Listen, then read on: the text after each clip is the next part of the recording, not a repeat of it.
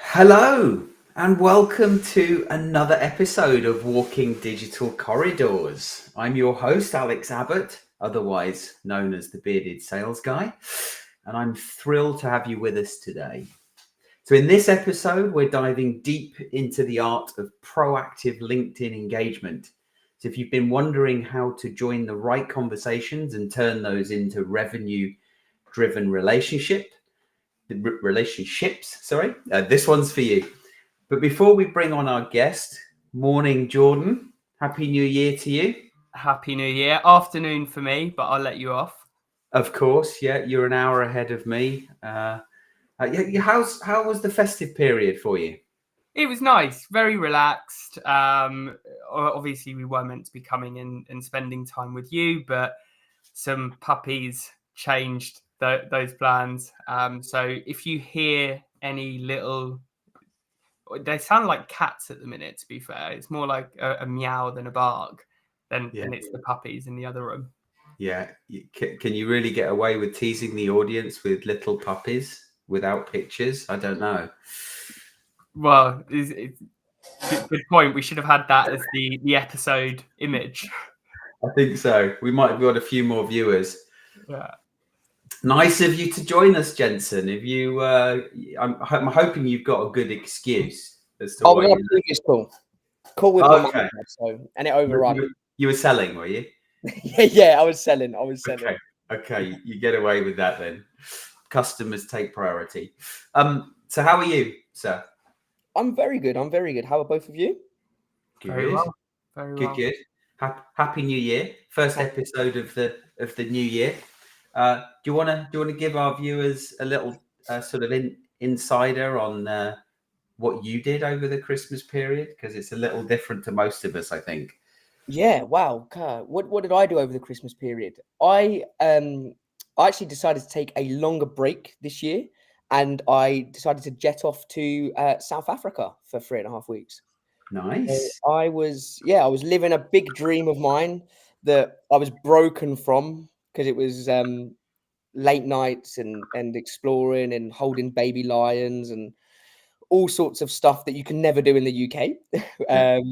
But no, it was amazing. Finally back. Nice to be back, right? Because it's 3.5 weeks away from your laptop.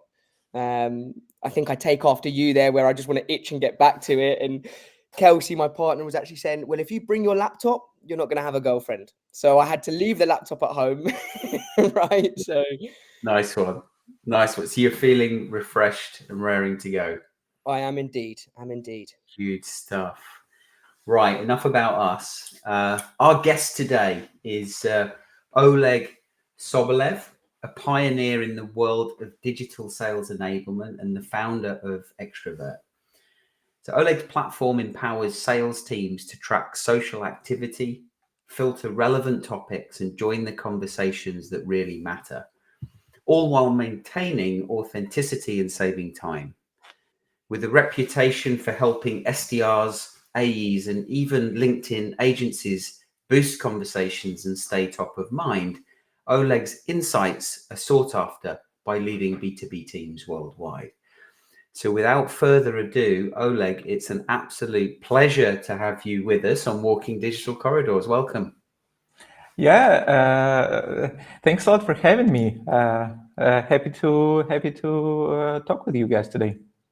Yeah, great to have you. So do you want to fill in some of the gaps? Tell us about you, your story. How did you come to building this platform and why?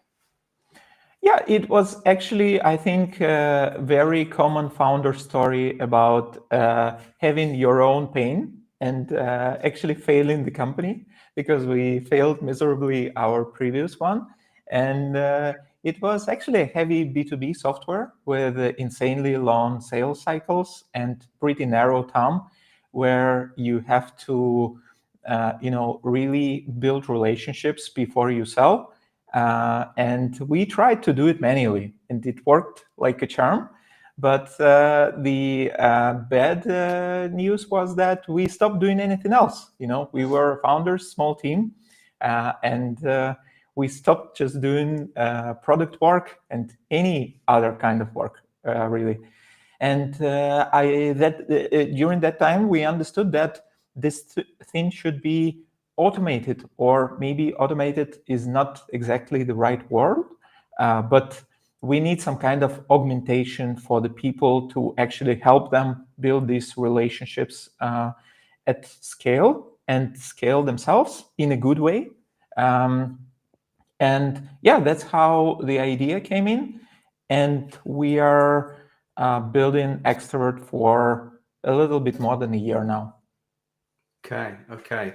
You said something a moment ago. I think it was we sold by building relationships. I mean, is there any other way of selling? Currently, I think there is not. And even more so in 2025, there will be no way. But before that, for sure, some people sell through volume. And I think there are people even now who concentrate on volume. And they do have some results. We have to be fair here.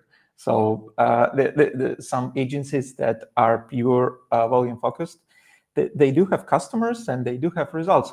But the truth is, it's declining. The effectiveness of this is declining, and I think it will be declining more and more.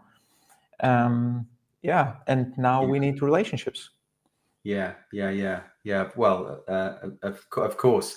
So, like we spend a lot of time on LinkedIn, the three of us, and for many sales professionals, they feel overwhelmed at the thought of doing stuff on LinkedIn, because it's either for content creation or doom scrolling. Two things that salespeople don't like to do. What's your advice for focusing on meaningful engagement rather than getting lost in the noise?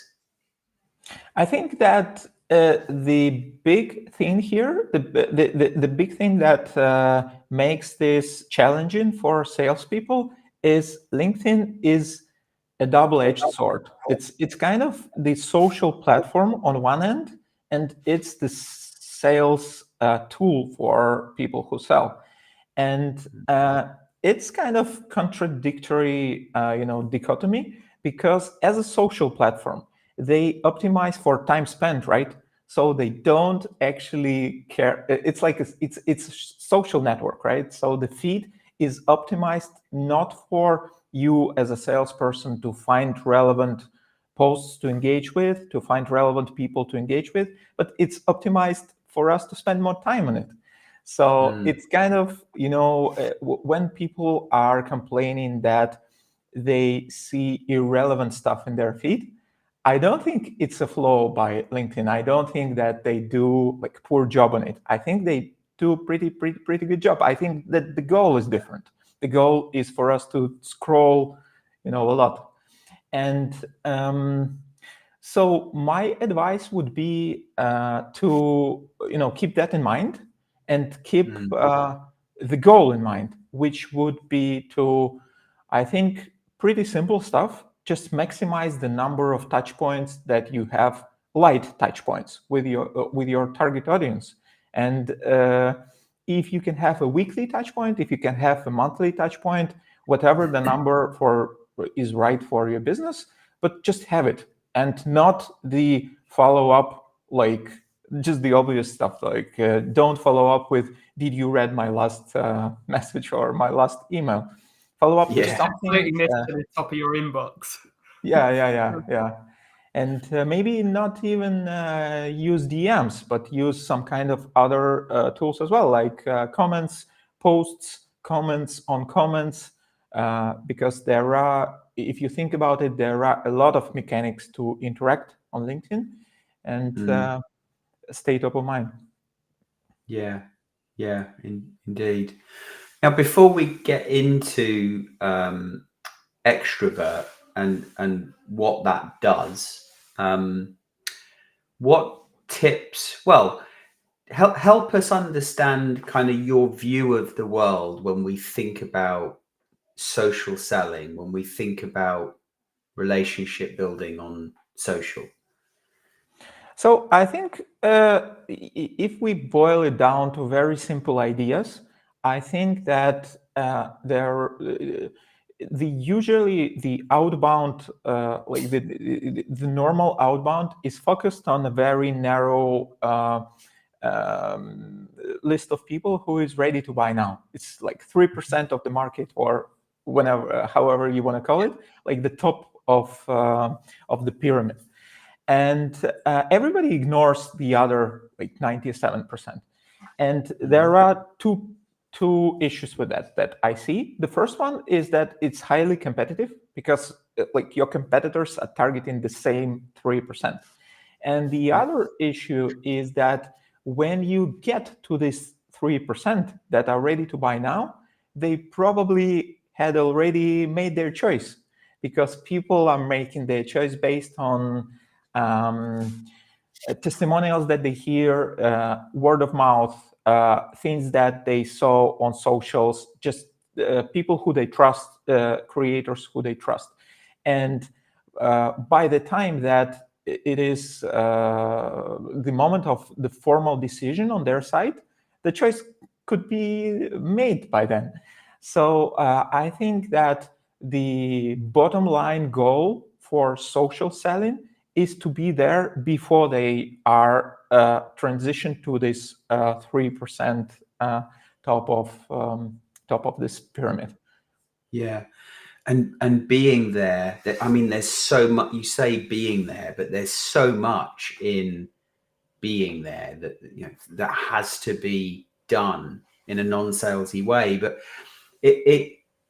I'm baffled. Like you hit the nail on the head. You're talking our language, right? You know, so 3 to 5% of you know any you know, our territory is in market at any one point in time. Yet salespeople continue to spend their time searching and qualifying for that 3 to 5%. And if there is no pre-existing relationship, if there is no trust there, then their message is falling on deaf ears. Yet sales teams, sales leadership, marketing leadership are still putting people under pressure to send that same insight message out that didn't and hasn't been responded to, whether it's in email, on the phone, or on social. Why do you think that is? Why do you? Yeah. I actually think that the problem is deep inside how the sales department is structured. So I think it's the issue about timeline of planning. Just because, like, what is the timeline of planning of the average SDR or an average, even VP sales? Like, how long do they plan for? Like, what's your take? What, in terms of to get a sale, or? I mean, in general, like general plans of a person who is responsible for sales. Annually, right? That's the maximum. Yeah. That's the maximum. For I would even say that for a linear sales rep, it would be quarterly or even monthly. And if you have this, you know, very short plan distance, how come you can build relationships, right? You need to hit your quota, like this quarterly quota or yearly quota or whatever. And the part of the issue here, I think, is the management, because they are not like this because they want to. They are like this because the management kind of builds the structure, organizational structure, that kind of forces people to do that. So I think the issue is, the big part of the issue is this. The other part of the issue is just the technical part of it is just difficult. So if you want to, it's easy to say, like, okay, build relationships with your prospects, but how come I'm gonna build relationships with 1,000 people? How come I gonna do that? It's hard, it's possible. yeah, it's difficult. Yeah. And people talk about importance of content creation, team-wide content creation, and I believe in it very much. I think that the whole sales team should create, but it's difficult as well, and it's kind of steals your attention and steals your time as an SDR from activities that actually bring you results, bring you, demos or KPIs they pay you for. And it's just, I think that it's a very difficult issue. I wouldn't say that I have a clear answer to it. I think it's difficult to tackle on the organizational level. Yeah, and we're going to have people in our audience that have the support of their managers, that appreciate the value of social selling as you describe it. Relationship first, thinking about the full territory, not just searching and qualifying the 3 to 5% of people that might be in market today. But we're also going to have people listening, salespeople, SDRs, account executives that don't have the support of their management. Therefore, they're trying to balance these two worlds between, well, I've got to keep my manager happy by showing the right activity metrics, but that hasn't worked for years now. So I'm going to do some other stuff that I believe will work and will get the conversations that I need in order to be successful in my role. So what do you say to those two types of people? I say kudos for the second group, because it takes, I think, courage and guts to try something, I think it's the way to go. I really, especially with that's another whole topic, but especially with the rise of AI and agentic AI, I think sales will be reshaped like a lot. And people, just as a side note, right? People, when we talk about AI in sales, we usually mean AI tech on the seller side, it's the point of focus. But my belief is that we shouldn't dismiss the tech on the buyer side. And we have some first examples of it. Like, for example, do you know Monty from G2? Their G2, the site where you evaluate the software, they have this. They launched it pretty a while ago, I think more than a year ago. But it's a chatbot, like intelligent chatbot that helps you choose the software. Right now, it's just the first step, in my opinion. But imagine if you will be able to make this really, smart, a smart tech on the buyer side that will evaluate all the tech stack that they buy. And you are speaking now not with a buyer that you can, influence and things like that, but with an agent that knows all the competition, that knows their stuff, that knows everything that they care about. And it's hard. It will be very hard to pass through this gatekeeper. And I think the only way that we as sellers can really keep the selling profession in general is to transition to a longer sales cycle. So I think it's inevitable.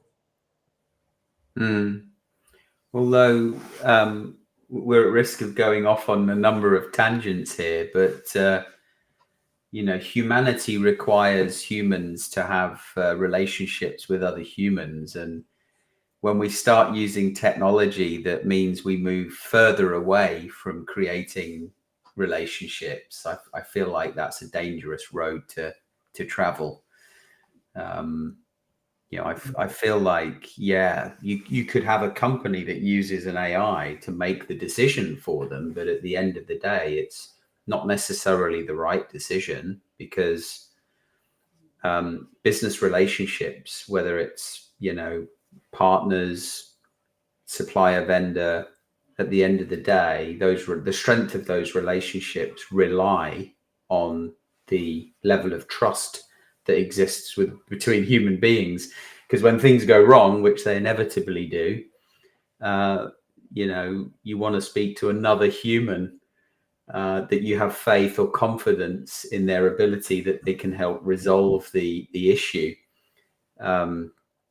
Unless we really do live in a world where it's all sorted out by AI. But anyway, let's come back from that and live in the real world for a moment, because that's probably at least a few years away. Jensen, Jordan, which camp do you sit in when we think about this idea of, full support by the organization that you work with to do social selling the way that you want versus something different and balance and having that sort of balancing act? I think it all comes down to measurement at the end of the day. Yeah. Any organization should want you to succeed, right? How you're doing that, as long as you can evidence that you are doing the most effective thing, then surely, again, removing politics that inevitably will be there, and beliefs of leaders that this is the way to do it, as long as you can evidence the impact, how effective your activities are, then you should do that with full confidence, because you can give your opinion, but two, you've got data to back it up. Yeah, agreed. And you were on Sales TV earlier this week talking about that exact point and measuring the things that really matter, that drive the right behaviors, of which commenting and the quality of those comments were one. So I think that brings us nicely to extrovert, and how, what you've built, Oleg, can actually help salespeople like Jordan and Jensen be more effective as salespeople. Tell us more about extrovert and what it does. So it's a nurturing tool. It's a tool that keeps you top of mind of your prospects. And basically what it does, it kind of builds a custom feed for your target audience. It's different from the LinkedIn feed where it's algorithmic. It's the feed that consists from people that you uploaded in there, that you care about. And you can filter it or using some smart filters. Like, for example, you can say, show me stuff from people that my last touch point was more than a week ago, or show me stuff from people that post really rarely, like less than once per month, because I don't want to miss, any kind of stuff that they post about. And the thing that we released just this week is you can actually say, show me posts about topics that I care about. Like for myself, it's social selling, commenting, nurturing, and stuff like that. And I made a test this week. I follow like more than 500 people. And in extrovert? In extrovert, yeah. Part of them are my prospects. Part of them are just thought leaders, creators, whatever you want to call them, on like topics that I care about. And they posted 500 posts in 4 days. And it's insane. It's no way I can deal with that kind of volume, just read 500 posts. But there were only 4 on topics that I really care about, which is like commenting, social selling, and stuff like that. And I can just filter and see the 4 posts that I care about.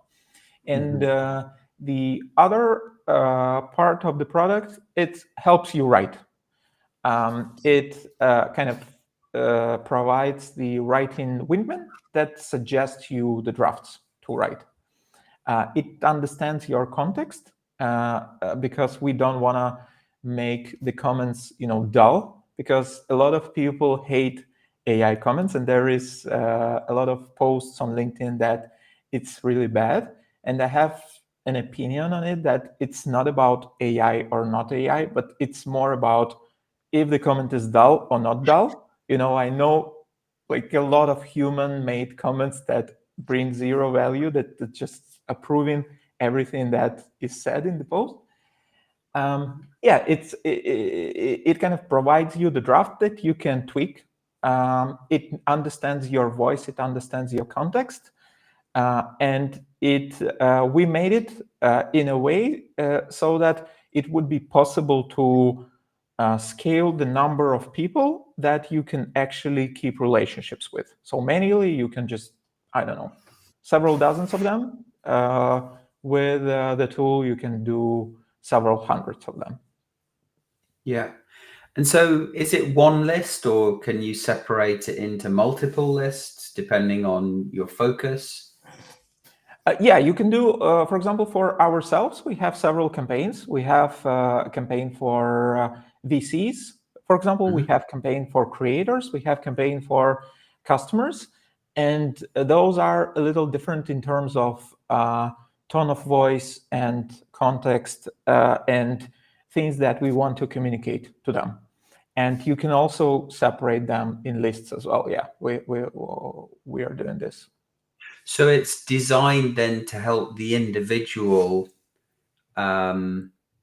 have a wider range of vision, but also control, because it organizes the content of those people or topics that they want to engage with. Yes, basically, I think we can think about it as a tool to build the daily or weekly activity of nurturing the prospects. Because if you think about it, no other tool like LinkedIn natively doesn't support this too much. There is some minimal support in SalesNav because you can actually filter your list of prospects, and you can go through all the prospects and see what they post about. But it's all right if you want to do it once. But if you want to, if you have a list, say 100 people, and you just want to track what are they doing on the regular basis, like try doing this 3 times per week. It will take like an hour every time, and no SDR, no account executive have time for this. Yeah. Okay. Now, for those teams that are just getting started, well, I mean, any teams, but for now, let's think about those teams, those people that might be just getting started with this. What are some of the, what are the first steps or even use cases that you would recommend in order for them to build a winning LinkedIn routine? I believe actually that extrovert is only a part of the picture, and commenting in general and nurturing in general is only the part of the picture. I believe that the winning combo that works for us is actually these 3 pillars, which is DMs, posts, and comments. And I think that works really nicely because what is the normal sequence? If we imagine this cold sequence on LinkedIn, what is it? It's like connection request, DM, follow up, follow up, follow up. If they don't reply, if they don't connect with you, you lost them, right? So you kind of lose a lot of people that you connect with. If you add posts to it, it's much, much better because you now have content that they can see after the sequence is finished, and you kind of can reach them with your information. But the trick here is that the algorithm work in a way that if you connect to somebody, the LinkedIn will show your posts just for a while, and after some time, like 2 weeks or maybe a month, it will fade out from their feed if they don't interact with the posts. And many people are lurkers; they don't interact with posts too much. And here, when the commenting comes in, like closing this gap, because if you comment on their stuff, you not only get in a notification, a touch point that they see your face, they kind of remember you, but also more often than not, they will react to your comment because, like, who is not reacting to the comments on their posts? Like, usually people do that. And it will tell the algorithm to show your posts to them more often, because it works in a way that if it senses that you're kind of, the prospect is interested in your content, it will show your posts as well. So I think that the winning combo, and I cannot stress this enough on every demo with my customers, I preach that there should be a team-wide content creation. So every customer-facing sales rep or team member should post.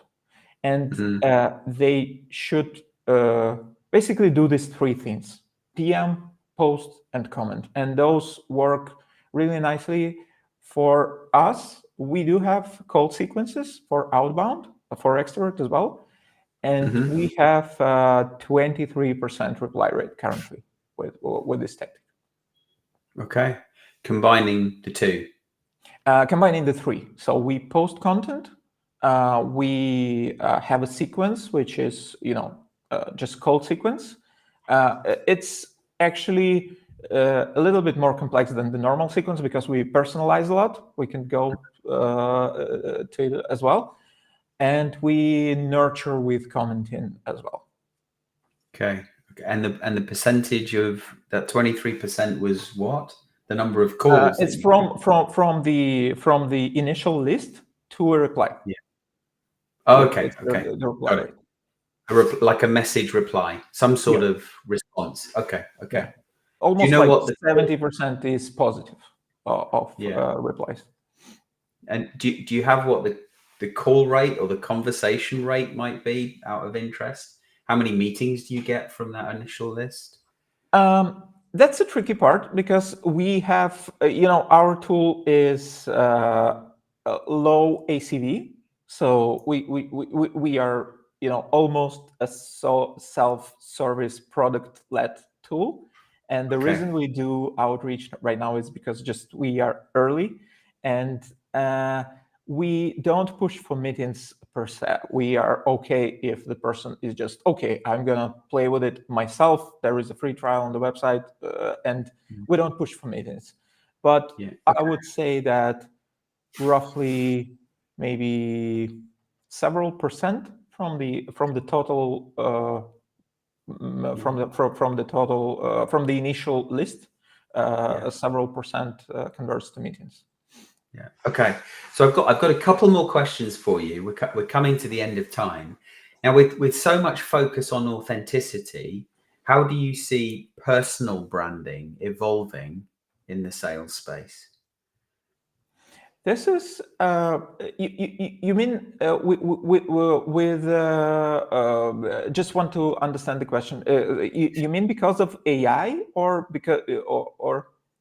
Well, I mean, AI is now here, right? So yes, we could say yes. That there's been a lot of talk about the importance of personal branding, and even in Matt Dixon's latest book that he co-authored, The Jolt Effect, he talks about the importance, or not the importance, well, the fact that salespeople who make an effort to develop their personal brand are more successful than those that don't.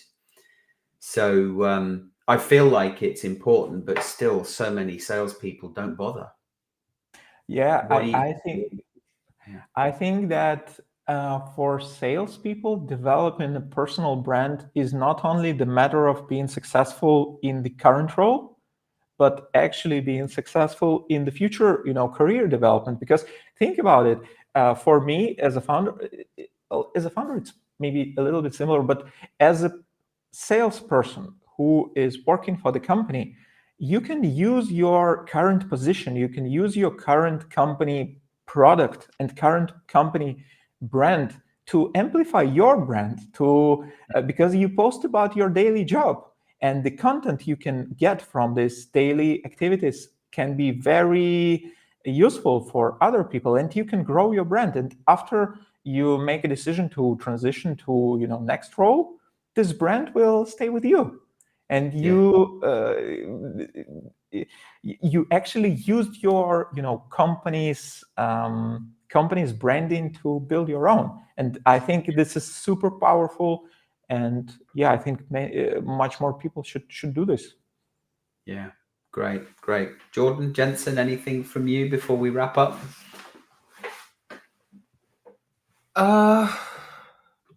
No, I think it's been an insightful session. I'm gonna take a look at Extrovert. As you said, I think there's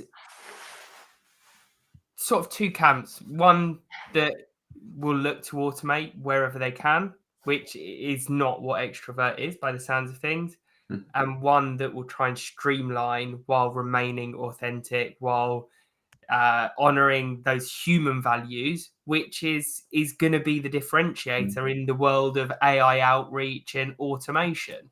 The thing that is going to differentiate us is going to be those things that are innately human, because it is so different. So yeah, no, I'm looking forward to taking the look and giving the trial a go.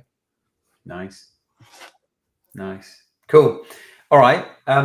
With that, Oleg, thank you very much for coming on to Walking Digital Corridors and sharing your story and more about the platform that you've developed. Where can people find you if they want to learn more about you, or perhaps try out Extrovert? Yeah, thanks a lot, guys, for having me. I really enjoyed the talk. I am all on LinkedIn mainly, so you can just type Oleg Sobolev on LinkedIn and just follow me. Drop me a DM. Always happy to talk. Outside of Extrovert as well. Just share what works for us, what doesn't, in sales, and yeah, happy to connect, because that's what we preach. Indeed. Until next time.